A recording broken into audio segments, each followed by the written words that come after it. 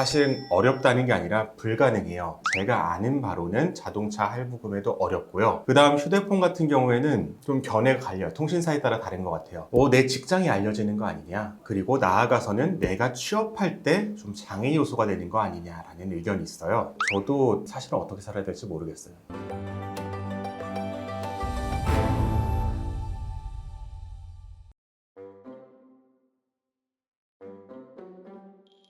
저도 이제 개인회생에 대해서 일반 사람들보다는 한 10배는 더 잘 아는 것 같은데 네. 그래서 소개를 좀 많이 하거든요. 근데 그럼 다들 잘 모르니까 개인회생하면 근데 이런 거 안 되지 않냐? 이런 거를 못 하지 않냐? 뭐 이런 질문이 무조건 나오거든요. 네. 그런 거를 좀 한번 정리를 좀 해주시면은 저는 그렇게 생각해요. 개인회생이라는 제도가 얼마나 좋으면 사람들이 들으면은 그런데 이런 거 못하지 않냐 라고 단점을 얘기할까 라는 생각이 들 정도인데, 제일 많이 얘기하는 것들 순서대로 한 3가지 정도만 말씀을 드릴게요. 첫 번째는 신용카드를 사용하지 못한다는 거예요. 개인회생을 하면은 신용카드를 사용 못합니다. 이게 사실이에요. 그런데 이게 개인회생 때문인지 한번 생각할 필요가 있어요. 개인회생을 하는 사람들은 돈을 갚을 상황이 안 되기 때문에 대출이 연체 위기에 있던 사람들이고, 신용카드 대금도 연체 위기에 있던 사람들이에요. 이 사람들은 개인회생을 했든 안 했든 신용카드를 사용하지 못하게 됐을 가능성이 높습니다. 그래서 이 신용카드를 사용하지 못한다는 단점을 크게 느끼실 정도면 사실 이분은 개인회생을 하더라도 개시 결정이 안 날 가능성이 높은 상황에 있는 분이에요. 어느 정도 여유가 있는 분이거든요. 이게 가장 많이 궁금해하시는 첫 번째 단점이고요. 그 다음으로는 추가적인 신용대출을 받기가 어렵습니다. 사실은 어렵다는 게 아니라 불가능해요. 왜냐하면은 신용대출을 할 때는 기본적으로 금융기관이 신용정보원에 신용조회를 합니다. 그런데 신용정보원에는 이 사람이 현재 개인회생 도중에 있다라는 정보가 등록이 되어 있어요. 개인회생 도중에 있는 사람한테 돈을 빌려줄 금융기관은 없을 거예요. 그렇기 때문에 신용대출은 기본적으로 안 된다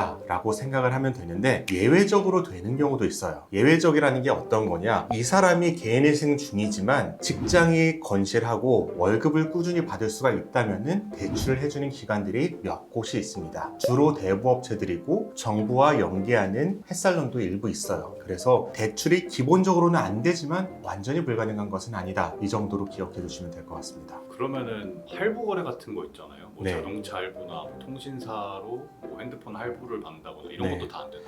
자동차 할부를 할 때도 기본적으로 신용 조회를 하는데, 캐피탈사에 따라서 자동차의 담보가 충분하면은 별도의 신용을 조회를 안 하는 것도 있을지는 모르겠지만, 제가 아는 바로는 자동차 할부금에도 어렵고요. 그 다음 휴대폰 같은 경우에는 좀 견해가 갈려요. 통신사에 따라 다른 것 같아요. 어떤 통신사 같은 경우에는 기기 1개 정도는 또 약정금 할부로 해서 해준다라는 데가 있고요. 또 안 된다는 의견도 있어서 이 부분은 기본적으로는 안 된다고 접근하되, 만약에 꼭 필요하다면은 공기계를 사서 사용하는 경우, 아니면은 중고차를 사서 사용하는 경우, 이렇게 생각을 해야 될 것 같습니다. 그 다음으로 또 많이 단점이라고 생각하는 것이 내 직장이 알려지는 거 아니냐, 그리고 나아가서는 내가 취업할 때 좀 장애 요소가 되는 거 아니냐라는 의견이 있어요. 일단 취업할 때 장애 요소가 되지는 않아요. 왜냐하면은 이것은 신용정보이고, 대부분의 기업들은 채용을 할 때 신용정보 조회를 하지 않습니다. 하지 못하도록 되어 있어요. 그렇기 때문에 이 사람이 개인회생 도중인 거를 모르고 끝나고 난 다음에는 정보가 삭제가 되기 때문에 여전히 모르고,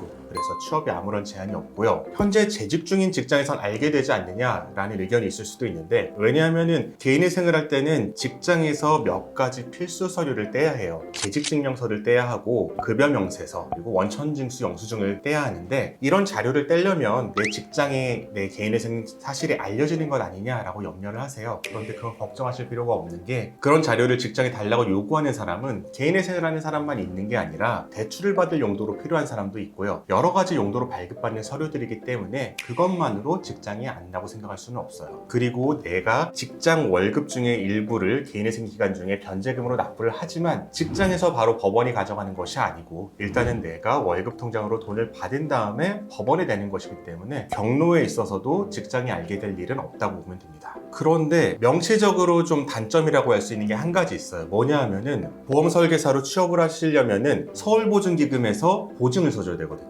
그런데 개인의 생활하고 있는 도중에는 이 신용이 없기 때문에 서울보증보험에서 보증을 안 서줍니다. 보증을 안 서주니까 보험설계사로 재취업이 어렵겠죠. 물론 기존의 보험설계사로 취업해 있는 사람이 개인의 생활하는 거는 문제가 안 돼요. 왜냐하면 이미 취업을 해 있는 상태에서는 보증을 추가로 받을 필요는 없으니까요. 하지만 어떤 이유로 1년이나 2년에 한번 갱신하도록 계약이 되어 있다. 그럼 갱신할 때 서울보증보험에 보증이 필요할 텐데 그때는 보증을 받기가 어렵다. 그래서 보험설계사 직종 같은 경우에는 실질적인 장애가 있다. 그리고 앞서 말한 거는 이제 개인의 생활 안 해본 사람들이 하는 우려고요. 실질적으로 하는 사람들한테 제일 힘든 거는 적은 최저생계비로 생계를 유지하는 거예요. 1인 가구 같은 경우에 지금 국가에서 인정되는 최저생계비가 144만 원인데 144만 원으로 성인 남성 또는 여성이 서울에서 살아가는 건 정말 힘들어요. 내가 얼마를 벌든 144만 원으로 살아가야 되거든요. 부모님의 도움을 받을 수 있는 어린 연령 또는 배우자의 도움을 받을 수 있는 부부 이런 관계가 아니라면 정말 힘들고 그 최저생계비로 나의 의식주를 해결하고 병원비도 해결하고